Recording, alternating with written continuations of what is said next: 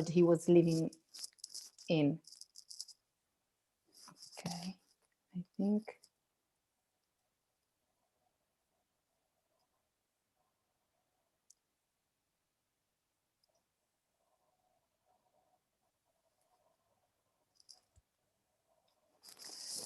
Good evening, everyone, and good evening to Lara Baladi, who is connecting from Egypt. Before I start, Lara, I will make a very brief introduction about myself, about you, and then we can start our conversation. So I'm Emanuela Mazzonis. I've assisted Francesco Bonami in creating the Mi Family project and platform. And tonight we are here with Lara Baladi, who, first of all, I want to thank to be part of this online public program that has been launched by the MUDAM in October 2020. So now, today, we are here for our 5th appointment. And I think it's also very nice to mention the fact that today is March 8th, the International Women's Day, that we can celebrate virtually together, myself and Lara and all the persons who are watching us. So Lara Baladi is an Egyptian Lebanese multidisciplinary artist, archivist, and educator, whose practice spans photography, video, sculpture, architecture, and multimedia installations. Informed by her critical investigations into historical archives and the study of popular culture iconography, her work questions the theoretical divide between fiction and reality and the cycles inherent to history. Lara won the Grand Nile Award at the Cairo Biennial for her ephemeral construction and sound installation, Tower of Hope. She received fellowships from Japan Foundation, MIT's Open Documentary Lab, and she was, among other places, an artist in residence at Art OMI, McDowell, and MIT. Since 2015, she has been a lecturer in MIT's program in art, culture, and technology. And in 2020, she joined the board of directors of Artist Sanctum, a cultural initiative supporting artists whose work contributes to social change. For more than 20 years, Lara has been on the board of the Arab Image Foundation in Lebanon and the Townhouse Gallery of Contemporary Art in Egypt. In 2006, Lara founded the artist residency Nomadic Artist in Egypt's White Desert. And during the 2011 Egyptian uprisings, she co-founded 2 media initiatives, very important, Radio Tahrir and Tahrir Cinema, which served as public platforms to build and share an archive on and for the revolution. Under the umbrella Vox Populi, Lara amassed a significant archive of data on the Egyptian and other global social movements that has been the basis for publications, media initiatives, and art installations, which she exhibits in museums, shows, and biennials. And I'm referring here to the Transmedial Berlin in 2016 and the Gwangju Biennial in South Korea in 2018. Now I would like to ask you, Lara, my first question, if you can tell us more about the Tahrir archives and how it developed during the last 10 years. So good evening, Emanuela. It's a very nice and long introduction. I'm very honored and humbled. It's really nice to be here. It's been so long we've been preparing this, so I'm really looking forward to this conversation. So just to set a kind of overall view of the work that we're going to talk about today, the Tahrir archives is really at the core of this process. It's called Tahrir Archives because it started in 2011 in the very early days of the uprising in Egypt and around the Arab world. When I saw a video that went viral online, which was titled Cairo Tiananmen Courage. And it was a video that, as its title indicates, looked like the Tank Man event in Tiananmen in China in '89. And this video prompted first of all, my participation to to what followed after in Tahrir and the aftermath of the uprisings, and also to start collecting footage on what was happening on the ground and unfolding events, as well as historical footage from events that resonated with what we were experiencing in the square. And so from that moment, I did one of the first projects, which you mentioned earlier, is Tahrir Cinema, which was a direct open-air cinema in Tahrir, and which was a kind of platform in which we had conversation directly with people participating in the revolution, but also sharing archive and collecting archive. So exchanging USBs and CDs and so on, and DVDs at the time. And so that was a kind of setup for a series of works that followed throughout 10 years. So it's been 10 years now, with art installations, video installations, sculpture, media events, and also essays about the photography of Tahrir. Thank you, Lara. I believe this is a giant project that we could keep talking about only this project for a couple of hours, but we would like also to talk about the project you have presented in our Me Family platform. You have created a series of work. It's not only one. And the work is entitled ABC, A Lesson in History, which stands for the Tahrir Archives. The first work is The Anatomy of a Revolution, and it's a work inspired by John Berger's essay, The Look of Things, where you gradually reveal two mirrored images, the Rembrandt's Anatomy lesson of Dr. Tulp and the photograph of Che Guevara in his deathbed. The second work is The Game, and it's a large-scale collage in the form of a board game that narrates the 2011 Egyptian revolution and its aftermath. And the third work is ABC, A Lesson in History, an Arabic ABC primer inspired by the 1950s propagandist educational books, also available on the platform to download as a poster for the public. So through this work, you are raising questions about the cycle of a revolution, suggesting a reading of history from a global perspective. I still remember when we had one of our first call to exchange ideas about your work, and you were telling us the proposal for the show, and at that time it was still meant to be a physical show in the museum. And then there, at that phone call, you told us about your project, ABC Lesson in History, and all your ideas about turning propagandist educational tools through the study of the iconography of a revolution, a very difficult project, very vast and very deep. So I would like to ask you if you can please describe in detail the works and the idea that is behind ABC, A Lesson in History.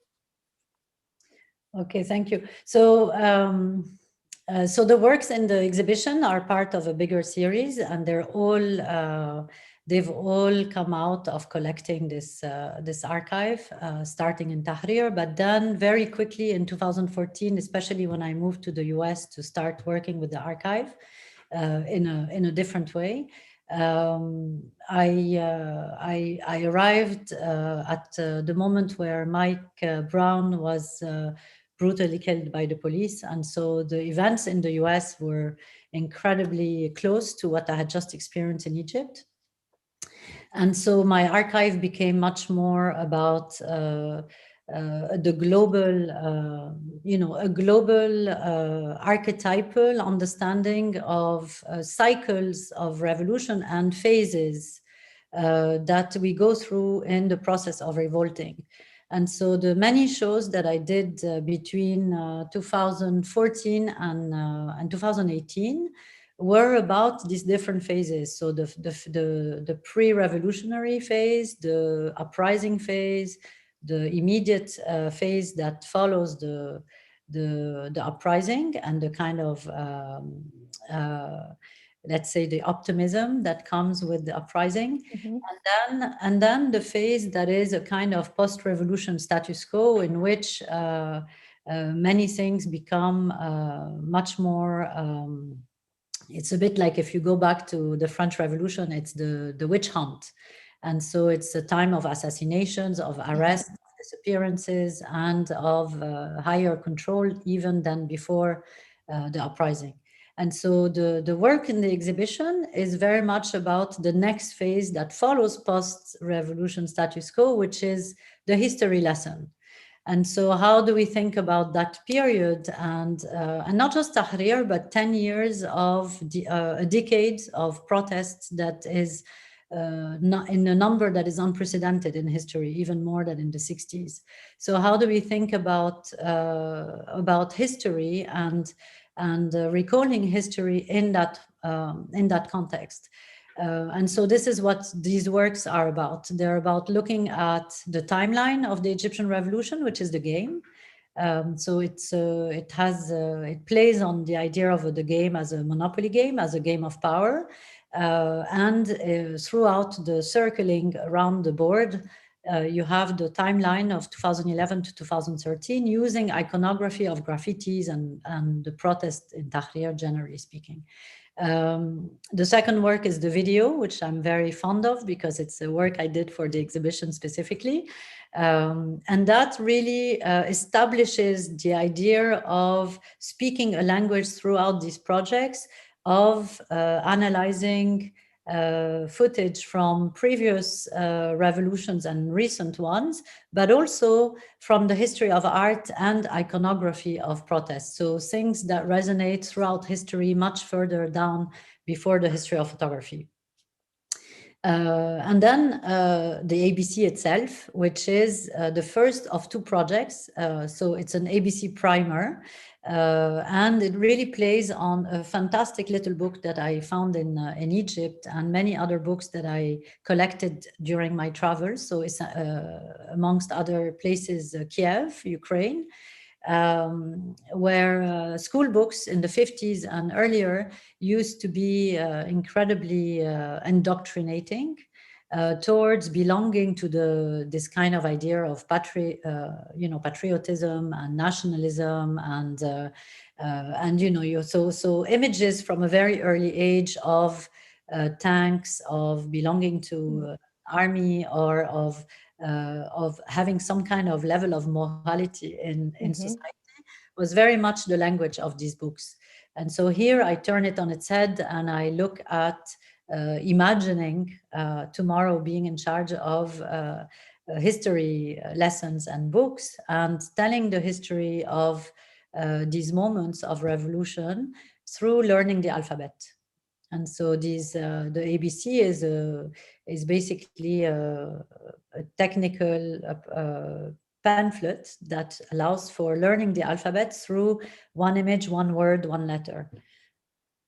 And so this is the beginning, let's say, of a series that I'm still working on, which I'm sure we'll talk about in a minute. Yes, absolutely. And talking about history now, I'm also thinking about the fact that now history is very much nowadays linked to social media, to the role of social media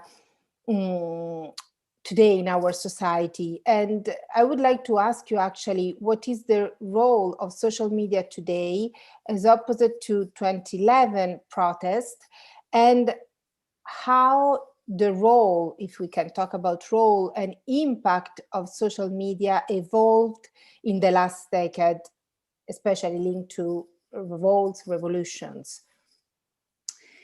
So in 2011, what I think was interesting was, of course, the Arab uprisings in general, which also prompted the Occupy movement and all the other following movements that we've all watched or experienced.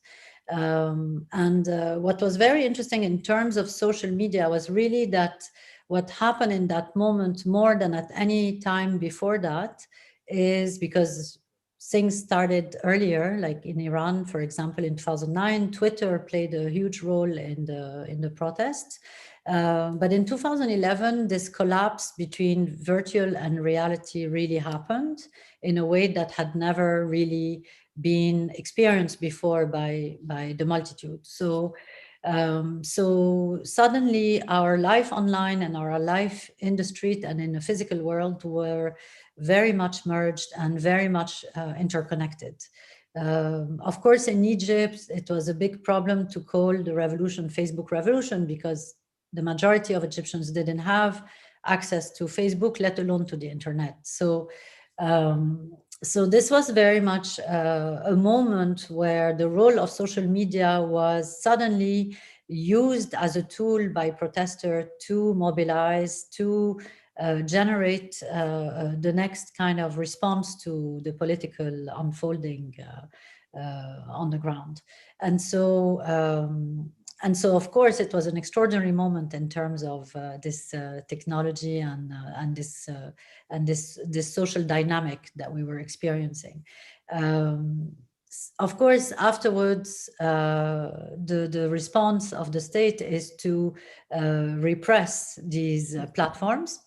And not just these platforms, but all kinds of other communication platforms like Skype and think of another one, but Skype is a big one, for example, here. And in 2013, here in Egypt, the incrementation of surveillance technologies was, multiplied by a lot, and it's possibly the place in the region where now we have maybe the highest surveillance system. In a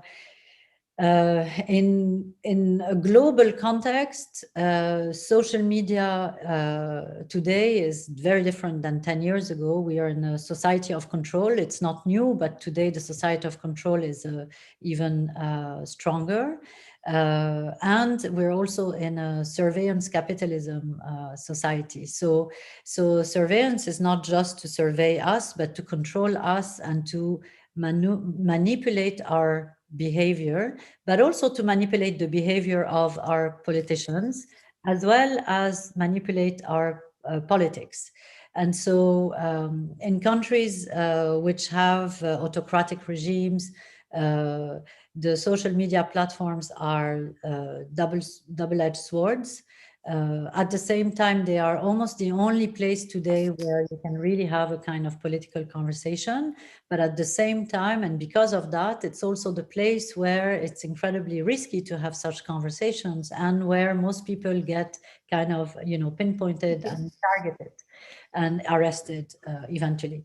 And so at large, on the other hand, what's happened too is that those social media platforms have also increased in numbers and in types. And so you have also many more decentralized platforms, peer-to-peer, which means that there are many more places where conversations are happening.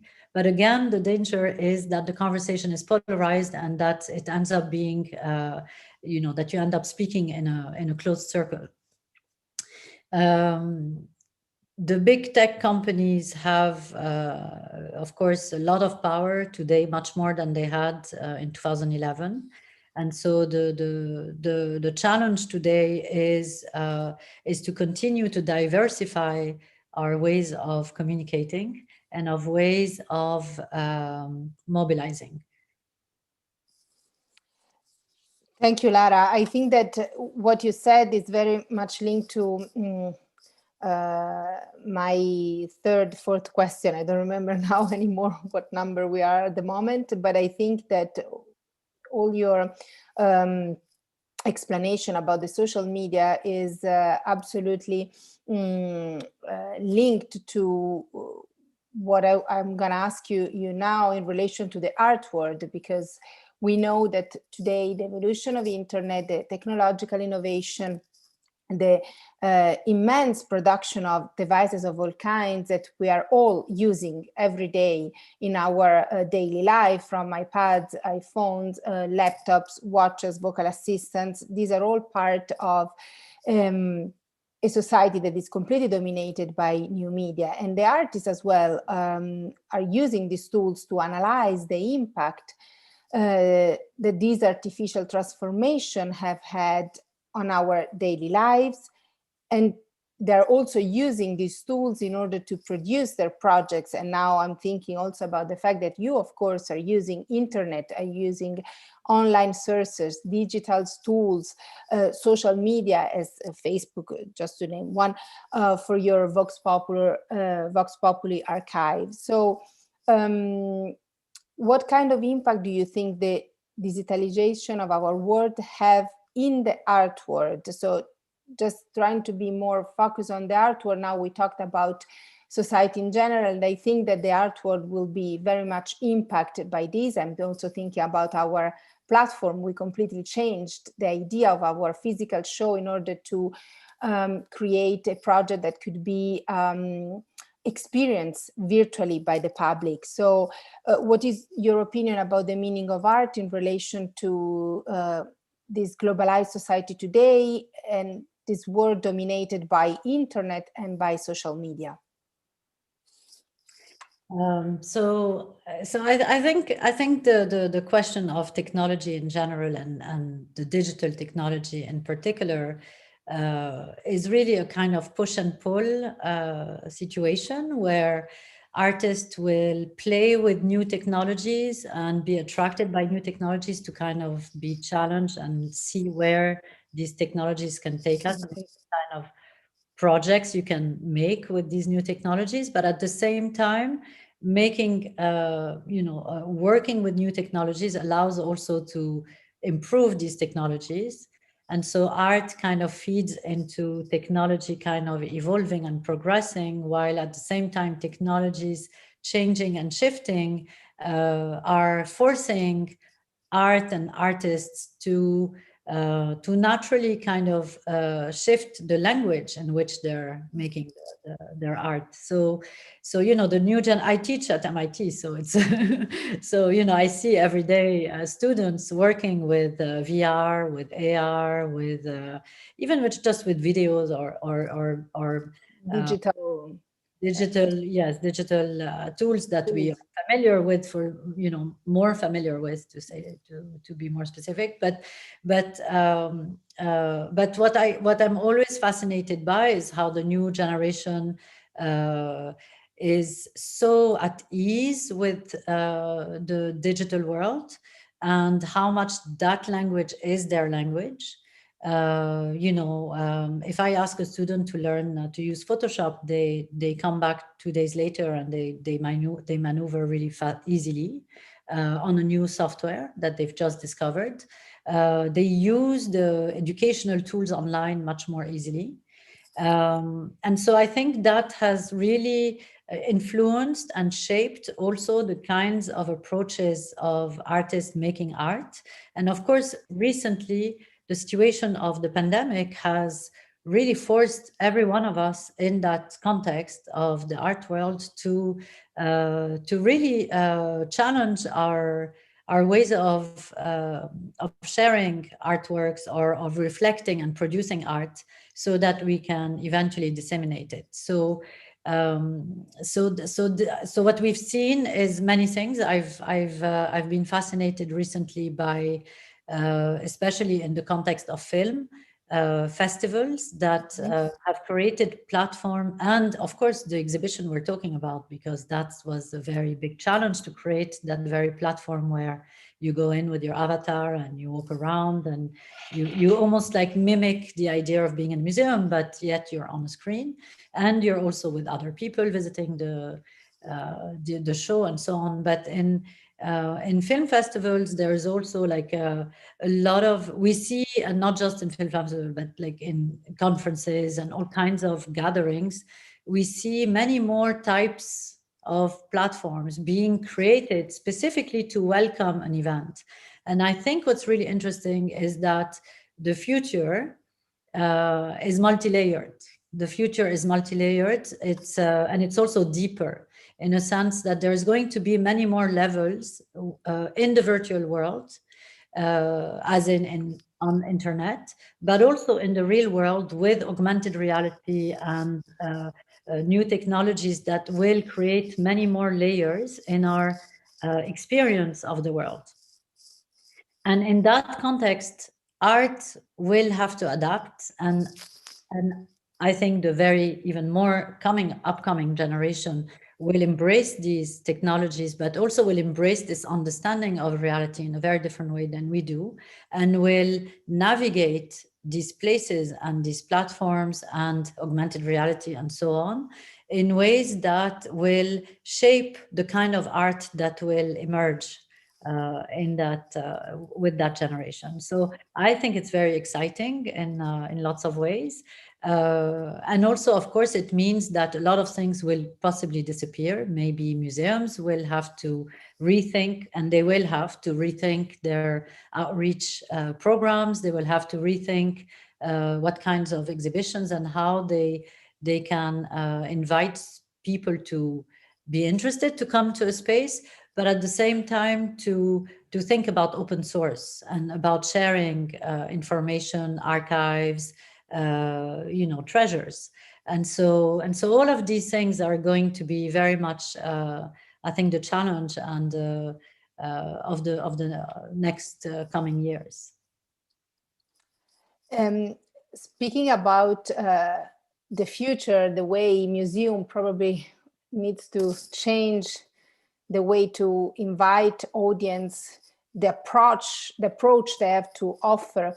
I would like to ask you if you want to anticipate to us a little bit about your upcoming projects and new ideas and new works that you are working on or you have in mind to produce in the coming months and years. Yes, so I mean, what's been really amazing is to work with you on this project, because the work was very different. The way we were thinking about it for the museum, it was almost a very intentionally analog exhibition, and suddenly it had to become digital. So it kind of forced me to do this video, and so I'm really happy I have this new piece, because it turned out to be much more layered and complex than what I had originally thought about. And it also is the starting point for the project I'm working on, the main project I'm working on right now, which has been an ongoing process, which started at the same time as the ABC Primer. And which is an outcome of the primer, because of course I'm very bulimic with images. I like excess, and so my archive is growing constantly. And as I was doing the ABC Primer, I started to realize it was a limited space. So it was a little bit like a test. And so now what I've been working on for the past year and a half is building a website, which is basically an artwork, a web-based artwork, which will be somewhere between a publication, a school book, an artwork, and a diary, which will look at the archetype, the patterns, the phases, the cycles and revolutions, but through an abecedary. So from A to Z in the Arabic alphabet, I will create a kind of narrative that flows from the beginning to the end of the alphabet, and that is somewhere between a narrative about iconography of protest in relationship to art, like the example of Rembrandt and the death of the Che, but also about history of photography, iconic images. It's very layered, and it goes in lots of tangents. So it's a little bit of a ballad that I'm proposing to engage with, while at the same time it will be a place where you can find data on specific events and related material to each word in the abecedary. So it's actually a repository of my archive. And hopefully that will close this chapter and this decade of intense searching and bathing into protests, and hopefully give me a kind of open door to new. Thank you, Lara. I think that your explanation about new projects is just inviting us to discover more about your work in general. I mean, we could talk a lot about social media future, as you said, multi-layered platform, about the importance of history today, and about globalization, about art. At this point, because unfortunately we are already running a little bit out of time, what I can say is that I would like to invite the public to spend more time in discovering and analyzing carefully your work on our platform, as well as your Vox Populi actually timeline, and when your new website will be complete. I don't know if you already have a deadline, if you know already when will be launched. In May and August. Oh, pretty soon. So yes. we have to remember that over the summer, we could probably experience your new project, Absolutely. virtual project. And I think that what is important for all of us as a public who is exploring your work is to try to find a way of considering how important is also our opinion, our intervention, our figure as an active participant and not only as a passive spectator. And this is what I think you were trying to do with your work that was supposed to be shown in the physical museum, and that you try to switch to the virtual one. So I think this is the message we can also leave to the audience today, and trying to be a real active spectator of art in general and your work more specifically. So I thank you, Lara, for this wonderful talk, and I really hope to follow your new website in few months. Of course, I will let you know, of course, when it's online. Thank you so much for having me, Emanuela. Thank you, and goodbye, everyone. Thank you, Lara. Bye-bye. Bye-bye.